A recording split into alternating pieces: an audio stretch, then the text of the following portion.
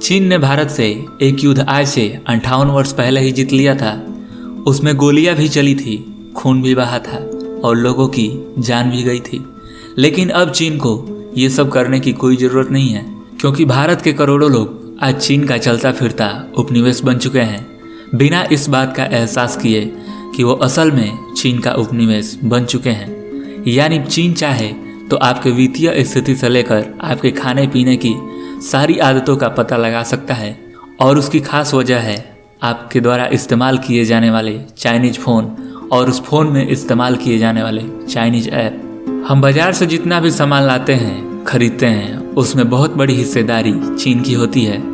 आपके हाथ में मौजूद मोबाइल फ़ोन से लेकर दिवाली की लाइट तक सब कुछ चीन बनाता है। हम सुबह से लेकर शाम तक चीन द्वारा बनाए गए प्रोडक्ट का इस्तेमाल करते हैं। चीन का विस्तारवाद भारत की अर्थव्यवस्था में कहां तक पहुंच गया है, आइए जानते हैं। भारत में इस्तेमाल होने वाले 67% मोबाइल फ़ोन चीनी कंपनियों के द्वारा बनाए गए होते हैं, और उन मोबाइल फ़ोन्स में 44% मोबाइल ऐप जिनका आप इस्तेमाल करते हैं वो भी चाइनीज कंपनियों के होते हैं। भारत में 22% इंटरनेट यूजर यूसी ब्राउज़र का इस्तेमाल करते हैं, जो कि एक चाइनीज ऐप है।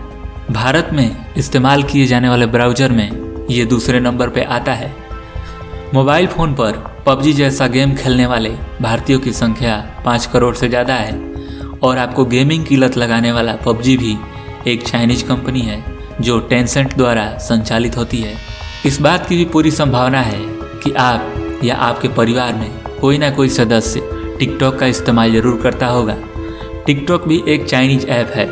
भारत में टिकटॉक का इस्तेमाल करने वाले ज़्यादातर युवा हैं। जिस पेटीएम का इस्तेमाल आप बैंकिंग कार्यों के लिए करते हैं, उसमें भी चाइनीज कंपनियों की 45% हिस्सेदारी है। बच्चों को ऑनलाइन शिक्षा देने वाले प्लेटफॉर्म बायजूज में भी चाइनीज कंपनी टेंसेंट की हिस्सेदारी है। बायजूज अब भारतीय क्रिकेट टीम की जर्सी को भी स्पॉन्सर करता है।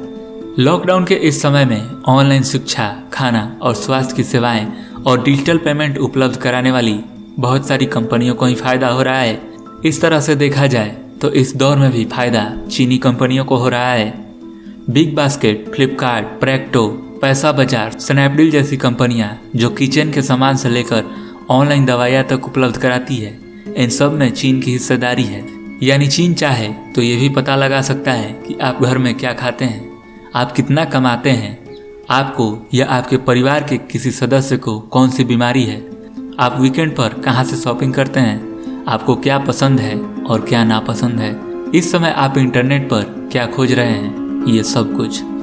चीन ने आक्रामक रूप से भारत में प्रवेश तो नहीं किया, लेकिन धीरे धीरे चीन ने भारत की ज़्यादातर जिंदगियों पर, ज़्यादातर लोगों पर, ज़्यादातर परिवारों पर अपना नियंत्रण स्थापित कर लिया है। चीन इस समय यूरोप की फुटबॉल टीम से लेकर वहाँ की बड़ी बड़ी एयरलाइंस और होटल्स तक को खरीदने की तैयारी कर रहा है। विशेषज्ञों के अनुसार चीन के पास इस सदी का सबसे सुनहरा अवसर है, जिसमें चीन महाशक्ति बनने की अपनी पहली चाल कोरोना वायरस के रूप में चल चुका है। भारत की अर्थव्यवस्था पर चीन का कब्जा करना इतना आसान नहीं होगा, क्योंकि भारत में अभी भी ऐसे कड़े नियम कानून हैं जो चीन को ऐसा करने से रोकते हैं। लेकिन इनडायरेक्टली अपना सामान सस्ते दामों पर बेच कर हम सबके घरों में उसने अपनी जगह बना ली है। चीन का यह सपना है कि वह महाशक्ति बनकर दूसरे देशों की अर्थव्यवस्थाओं को कंट्रोल करे, लेकिन हम सबको चीन को ऐसा करने से रोकना होगा। इसके लिए ज़रूरी है कि हम चाइनीज प्रोडक्ट का इस्तेमाल कम से कम करें, ताकि इसकी डिमांड घटे और भारत की चीन पर निर्भरता कम हो, भारत की अर्थव्यवस्था को मजबूती मिले।